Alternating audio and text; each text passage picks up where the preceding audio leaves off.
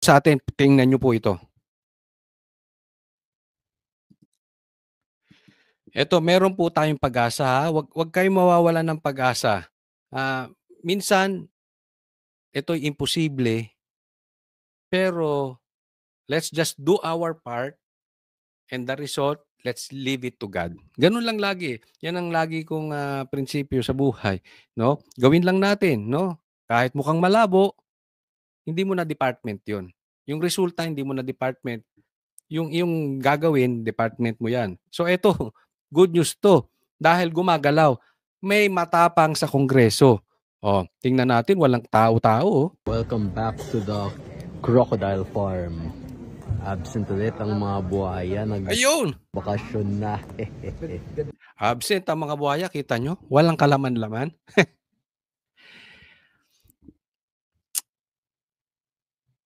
Babagsak ang ekonomiya natin. Bakit? Kung ang pera natin madadala sa ibang bansa, ipapasok sa offshore account, itatakbo ng mga magnanakaw sa ibang bansa, babagsak ang ekonomiya natin. Alam nyo kung despite all our corruption sa bansa, paano tayo nakakaahon? Because of the OFW. Yung mga OFW kasi, yung pera doon, yung kinita doon, pinapadala sa Pilipinas. If not for them, kaya nga sabi natin, etong mga OFW natin, sila yung hero ng ating bansa. Dahil kahit mahirap tayong bansa, tumataas ang ating lumalaban ng ekonomiya natin, minsan pataas, minsan pababa, dahil dinadala nila yung pera nila galing sa ibang bansa. Ang masama nito, yung mga politiko na kung magnakaw ay trilyon, hindi yan itatago sa bangko dito. Tatangin yan.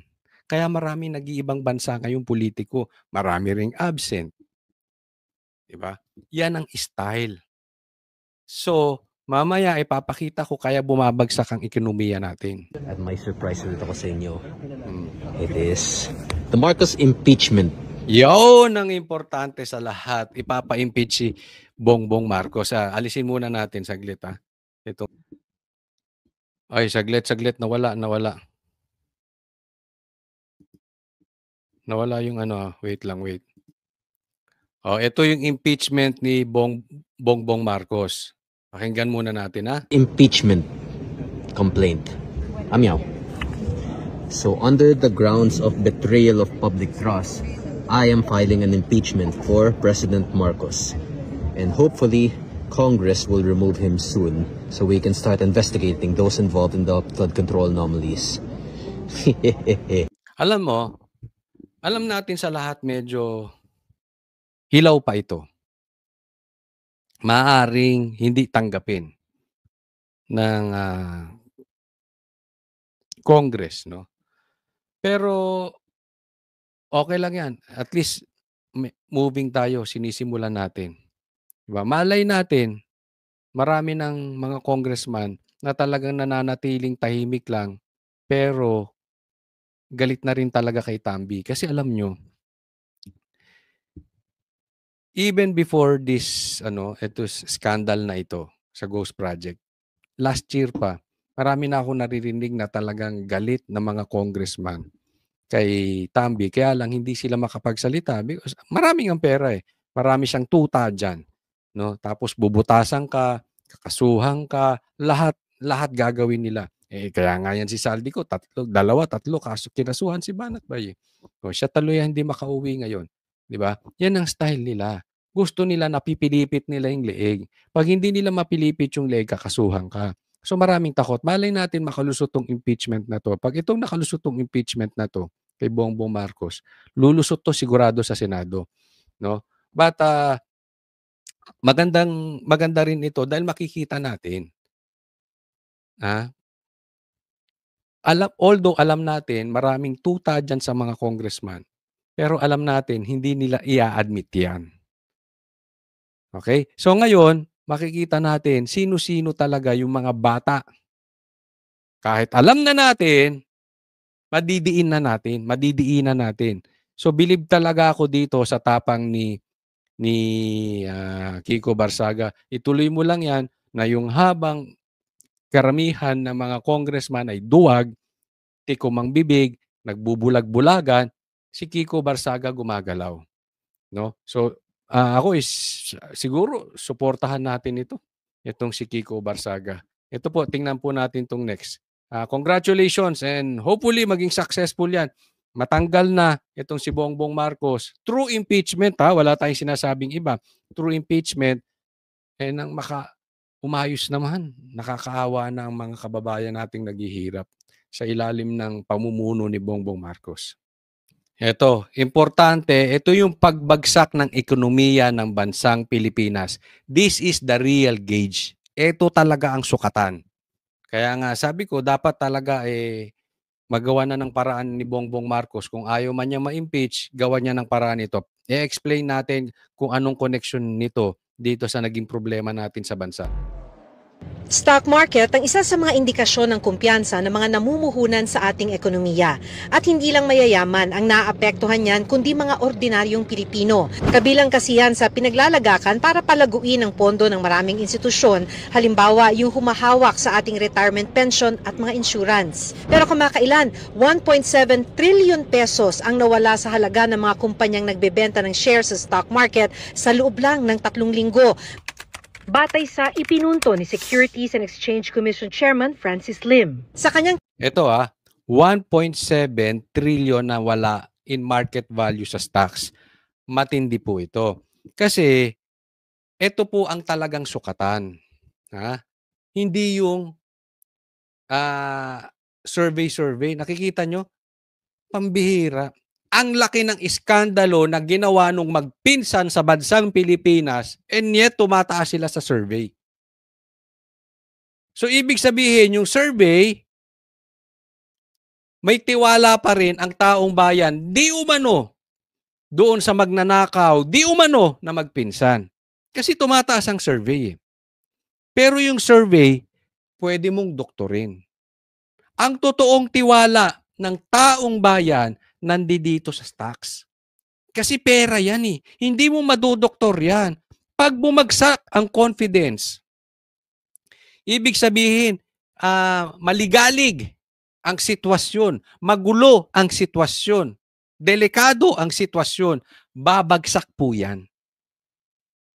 Hindi kayang doktorin ni Tambi yan. Hindi kayang doktorin ni Bongbong Marcos yan. Iyaan po ang totoong sakatan. Hindi lang po yung stocks. Pati real estate babagsak. Bakit? Ang tao takot. Takot gumastos kasi magulo So yung halimbawa ako bibili akong lupa, bibili akong condominium. Teka muna, hindi, tago ko muna. Ang gulo ng Pilipinas, baka magkagulo i-invest ko. Yung mga bibili ng sasakyan, yung mga magnenegosyo, lahat pipiliing itago muna yung pera. Ngayon, bumabagsak yung ekonomiya. Bakit? Hindi tumataas ang negosyo Can we blame the people kung ayaw nilang gumastos? Normal, kahit ako Halimbawa, eto na lang ang pera ko. I-invest ko pa ba? Hindi na. Ang gulo-gulo ngayon, baka magkagulo, magugutom ang pamilya. Yan po Hindi mo sila pwedeng diktahan. Hindi pwedeng sasabihin ni Marcos, hindi, mataas kami sa survey. Sabi ni Tambi, wala nang nakawang mangyayari. Gumastos lang kayo. Hindi po pwedeng ganun. Tarantado. Niloloko nyo ba Pilipino? Ginagago nyo Pilipino? Hindi makukuha sa ganun yun. Nasa tiwala yun. Alam mo ang problema natin ngayon? Meron tayong trust issues. Iyan ang kailangang sagutin ng administrasyon ni Bongbong Marcos. Dahil babagsak talaga pag inipit ng taong bayan ng pera nila, wala na. Hindi iikot. Tapos yung mga politikong nagnakaw, dinala pa sa ibang bansa. Doon dineposito. Tapos tayo lahat dito. Babagsak ekonomiya. Hindi ako nagsabi niyan hindi ko pinababagsak. Ayan sila nagsabi. 3 weeks, 1.7 trillion ang bumagsak sa market. So yung mga investor, hindi hawakan nila pera nila. Or maghahanap sila kung saan nila pwedeng i-invest yung pera nila. Hindi mo naman pwedeng sisihin yung mga yan Diba? Dito kayo mag-invest. Hindi mo pwedeng sisihin yan. Pera nila. I-invest nila yung pera nila safe. I-invest nila yung pera nila kung saan sila kikita. Babagsak lahat ng negosyo. Talumpati sa 57th Annual Phoenix Conference, sinisi niya ang tinawag niyang flood control project scandal. Umaalis umano o nagbebenta ng shares sa mga investor dahil sa mahinang integridad. Sabi niya, paalala. Isipin mo, merong iskandalo ang flood controls, tapos yung survey. Yung survey, tumataas si Bongbong tsaka si Tambi. Ang gago, no? Hindi, ako tanongin ko kayo. Lalong-lalo na yung mga komunista, yung mga NPA, yung mga dilawan, yung mga pulahan, kayo mga loyalista, tanong ko kayo, naniniwala kayo sa survey na yan? Tumaas ang tiwala ng taong bayan kay Bongbong. Ito na ang katiwalian ay weapon of mass wealth destruction. Nakakabahala yan kasi kung meron kang shares na hinahawakan ngayon sa stock market, nabawasan na yan. Kung 1.7 trillion, mahina ang mga 10% na nalugi sa'yo. Yan. Halimbawa, may investment ka, may stocks ka, naglaro ka sa stocks, 200, 300,000. Pagpalagay mo 500,000. Yung 10% na 500,000, 50,000, malaki yun. In 3 weeks talo ka, 50,000, anong gagawin mo? Magbebenta ka ng stocks. Pag nagpanik yung tao, nagbentahan ng stocks, magka-crash ang market. All because yang sa mga lintik na magnanakaw na yan. Ganyan ang epekto ginagawa niyan sa bansang Pilipinas. Nauunawaan po natin.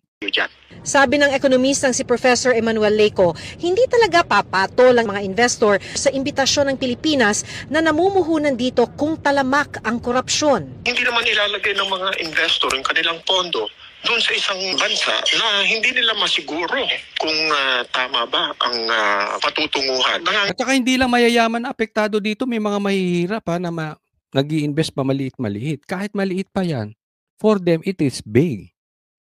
Namba sila na ang kanilang puhunan ay hindi mapapangalagaan sa loob ng Pilipinas. Kung tutuusin, matagal ng problema ang katiwalian sa bansa, gaya ng ipinunto sa isang ulat ng US State Department. Sabi nito, ika-114 ng Pilipinas sa 180 na bansa sa 2024 Transparency International Corruption Index. Pero pwede namang makabawi. Tulad nito. Hindi ako naniniwala dyan sinasabi nyo, dati na yung corruption. Oo, totoo, dati na yung corruption. Pero grabe corruption ngayon. Hindi naman bagsak ang stocks dati. Diba? Ngayon lang eh. Okay naman ang stocks before. Diba? Grabe nga eh. But anyway, eto yan. Alam mo problema? Bukod dun sa corruption, yung trust. Malaki po ang problema natin. We have trust issues. Yan po. Pakinggan nyo itong mabuti yan. Kasi kahit naman may korupsyon, pag yung taong bayan, nakikita nila na yung humahawak, tigas, seryoso, para sugpuin ang katiwalian, panagutin ang mga magnanakaw. Yung seryoso, that talagang gagawin nila ang lahat, matapos agad ang problema. Yung taong bayan maniniwala. At pag naniwala yon, sisigla ulit yung ating stock market. Yung ating negosyo magiging masigla. Yung confidence ng taong bayan, babalik. Aayos ang ekonomiya. Hindi po yan madadaan sa statement ni Claire. Hindi yan madadaan sa statement ni Boying. Hindi yan madadaan sa statement ni Tambi na wala siyang ninakaw. Hindi yan madadaan sa statement ni Bongbong Marcos na seryoso siyang sugpuin. Ito. No amount of statement para maibalik ang tiwala. They want to see real investigation. At ang maghuhusga niyan, yung mga negosyante, sila, ramdam nila yan. Hindi mo pwedeng pilitin kung saan sila mag-i-invest. Hindi yung maluloko. Kala nyo pag nagsalita si Claire, naniniwala ang taong bayan, tapos sasabihin nila kasi mataas ang survey. Hindi. May trust issues eh. This shows na nakikita nila sa gobyerno natin hindi seryoso si Bongbong Marcos sugpuin itong problema natin. Baka nga ang tingin ng iba that we cannot blame them, Marcos is involved together with his cousin. Yan ang nag-issue. Kaya may halimbawa, bigyan ko kayo halimbawa. Halimbawa yung asawa nyo. Lasing. Nahuli nyo sa kwarto. Maniniwala ba kayo? Na walang nangyari? Hindi sila magkapatong. Pero pareha silang lasing. Sasabihin nagkwentuhan lang, maniniwala kayo? Kayo mga kababayan, maniniwala kayo? Tapos anong sasabihin? Nandoon sa baba, yung anak niya at saka yung pinsan niya. Anong sasabihin nung asawa mo? Hindi ko kasalanan yan. Kasalanan yan nung pinsan ko. Siya nagpaakyat ng babae rito eh. Wala akong magawa, nagkwentuhan kami. Pero walang nangyari, kwentuhan lang. Yung pinsan mo nagpaakyat. Why did you allow it? Bakit binuksan mo pinto? Huwag mong sabihing hindi ka kasabwat. Same thing yung anak mo nasa baba.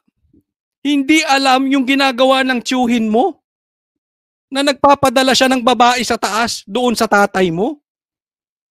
Magkasama kayo sa sala, hindi mo alam. Ikaw ang asawa, maniniwala ka? Now, tell me, sa comment section, kayo mga dilawan, kayo mga loyalista, tell me, maniniwala ba itong mga negosyante? Itong mga investors? Nang hindi kayo nagpapaliwanag Bongbong Marcos Tambi? Ang sinasabi nyo lang, statement, hindi ako pumatong. Walang nangyari, nagkwentuhan lang kami. General statement.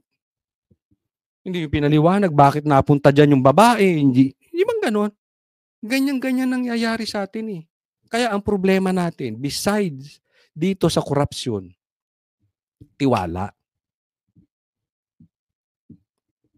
Dapat si Bongbong Marcos, once and for all, kung gusto niyang bumalik ang tiwala ng taong bayan, huwag siyang magpa-drug test sa St. Luke's. Hindi ibig sabihin, ito'y halimbawa lang, hindi katiwa-tiwala ang drug test sa St. Luke's. Kaya lang, nung lahat ng kandidato sa harap ng media nagpapadrug test sa harap ng media, sa PIDEA, ikaw nagpa-drug test sa biglang may resulta na. That's my point. Yung drug test mo is not convincing. Ano bang what are we trying to solve nung nagpa-drug test ka? Yung trust issue. Sana, total nagpa-drug test ka, yung convincing na. Same thing sa investigasyon ngayon. Dapat yung trust issue isolve mo. Hindi mo pwedeng diktahan ang taong bayan. Noong Pebrero nang matanggal ang Pilipinas sa gray list ng Financial Action Task Force dahil sa mga hakbang laban sa money laundering at financing ng terorismo. Mga tamang hakbang ang dapat ipakita ng gobyerno ayon sa Federation of Philippine Industries sa gitna ng epekto ng issue sa flood control. So of course it does have an effect. But at this point in time, it's not like, oh, we're not going to invest in the Philippines anymore. It's not, because corruption is actually part and parcel of all governments. But one thing that we want to emphasize is that the government is doing something about it. Sabi ng Makati Business Club, dapat Siyempre, sasabihin nila yan, di ba? Pero we cannot deny. Yung result bumabagsak di ba? If they are convinced, hindi magkakaganyan ng market. Tigan ang mga leader ng bansa sa budget na nagbibigay ng prioridad sa mga pangangailangan. Simple lang to. Ayusin ang investigasyon sa Blue Ribbon Committee, ayusin ang investigasyon ng ICI, transparency, tapos masampulan. Masampulan na makulong ang mastermind panagutin ang mastermind, tumbukin ang mastermind. Kung puro bubwit ang inyong tinutumbok, hindi magtitiwala ang taong bayan. Let's go for the head, the mastermind. Kami ang boses ng masa, hindi natatakot. Katotohanan lang, di kami nalulunod. Walang bahid ng sismis, lahat ay totoo. Kahit sino ka pa, pag mali ka babanatan ka. Walang pinipili kulay, wala kaming kinikilingan. Basta para sa bayan, kami lalaban. Pagdama palakpakan, pag mali banatan, di matitinag, di matatakot. Para sa bayan, tuloy ang sigaw. Sa harap ng kamera, walang halong takot. Mga baluktot, lahat kayo'y tutumba. Ang hustisya at totoo, yun lang ang mahalaga. Kahit sinong harang, di kami matitinag. Walang pinipili